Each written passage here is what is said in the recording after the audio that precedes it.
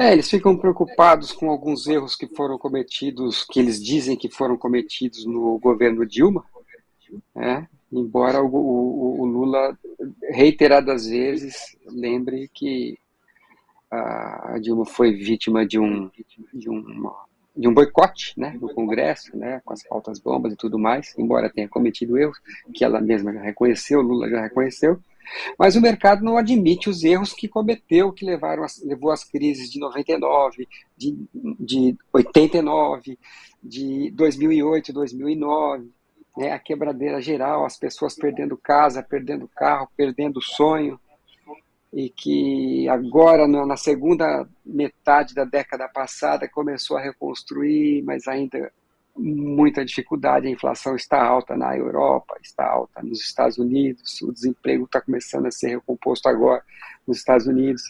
Tudo por conta de as economias responderem à crise gravíssima de 2008 e 2009 com essa receita que agora o mercado quer que o governo cumpra. É uma receita que vem sendo praticada, gosto sempre de lembrar disso, desde 2016.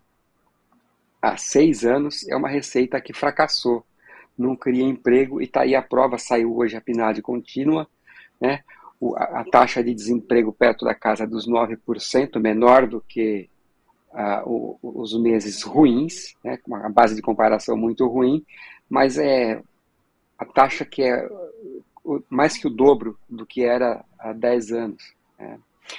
Muita gente, 2,6 milhões de pessoas, quase um terço da população de desempregados, está procurando trabalho há mais de 2 anos.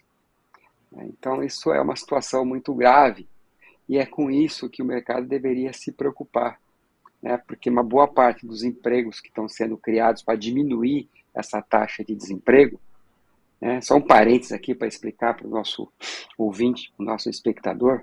Taxa de desemprego é assim: o pesquisador do IBGE pergunta para o cidadão: você procurou emprego, né, nas últimas 2 semanas?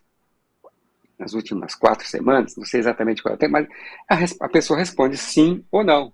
Se a pessoa está fazendo um bico de pintor para aquele dia e ela não está procurando emprego naquela semana, ela não é considerada uma desempregada.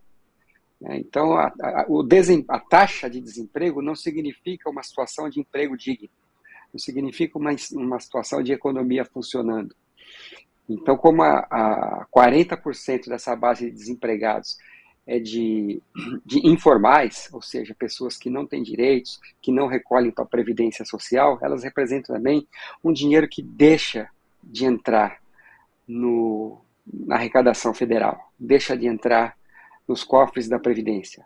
Então, se você não fortalece o mercado com emprego decente, com salário decente, né, e com a economia aquecida, obviamente que daqui a alguns anos você vai ter que fazer reforma da Previdência de novo, porque o nosso sistema previdenciário, que é quem está na ativa, banca quem está aposentado, que é o sistema de repartição intergeracional, né, não vai sustentar uma previdência também, porque as pessoas não recolhem.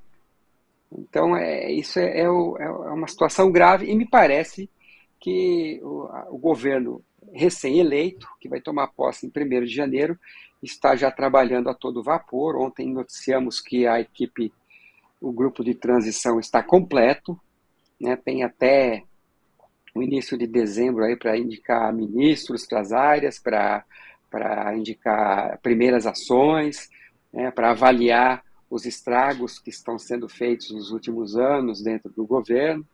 E, particularmente falando nesse assunto de mundo do trabalho, um dos grupos que foi fechado ontem foi justamente o grupo do trabalho, né, que tem uma composição muito interessante. Ela tem 4 presidentes de centrais sindicais, então o movimento sindical representado na discussão dessa política pública. Tem os outros representantes, são todos intelectuais, integrantes da academia, pesquisadores, ou da área de economia, ou da área de sociologia, ciências sociais, mas com muita especialidade no mundo do trabalho, né?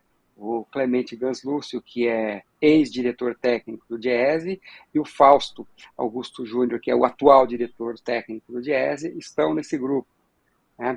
A Laís Abramo, que foi diretora do escritório da OIT na América do Sul, ficou muitos anos morando no Chile, ocupando um cargo importante na OIT, agora diretora da OIT no Brasil, especializadíssima, né, no conceito de trabalho decente, né, no que o mundo precisa fazer para construir um ambiente de trabalho decente. E quando eu falo de OIT, né, é bom sempre lembrar que OIT, a Organização Internacional do Trabalho, ela é composta de governos, empresas e trabalhadores. Então, o trabalho é como ciência, não é o trabalho como um empreguinho, né? É o que move a humanidade. Né?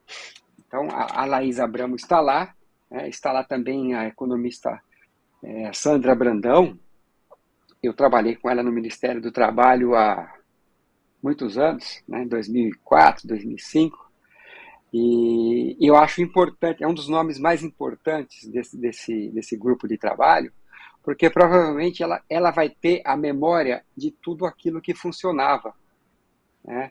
Ela trabalhou tanto na primeira gestão do governo Lula, né, que era o ministro Jacques Wagner, depois Berzoini, depois Luiz Marinho, depois acho que o Brizola Neto, Miguel Dias, né? Enfim, enquanto ficou indicados por PT e por PDT, o Ministério do Trabalho tem uma estrutura muito, muito bem articulada, né, para fazer políticas que eles chamavam de transversais, né, atuar com outras áreas do governo, em políticas de juventude, em políticas públicas de emprego. Né. A Sandra Brandão, inclusive, ela era da Secretaria de Políticas Públicas de Emprego. Então, acho que ela vai trazer uma memória de como aquele Ministério do Trabalho foi composto, foi constituído, né? O Ministério do Trabalho que acompanhou as negociações de políticas de valorização do salário mínimo, que acompanhou os projetos de reforma sindical e reforma trabalhista no Fórum Nacional do Trabalho, e que depois foram abandonadas porque não se chegava a um consenso e o governo Lula achava que não era possível fazer, né, reforma trabalhista sem antes fazer uma reforma que faz com que as relações de trabalho sejam amadurecidas, né, sejam fortalecidas. Então é um bom momento, é um bom caminho, e a participação do presidente Lula na COP27 só vem reiterando tudo aquilo que já foi anunciado durante a campanha eleitoral, que foi vencida pelo presidente Lula. Então agora ele está pondo em prática, sendo coerente com o discurso pelo qual que foi aprovado pela maioria dos brasileiros. Então agora é hora de aplaudir, é hora de apoiar e é hora de torcer para dar certo. Não é hora de zicar, como nossos colunistas econômicos da imprensa tradicional e comercial estão fazendo.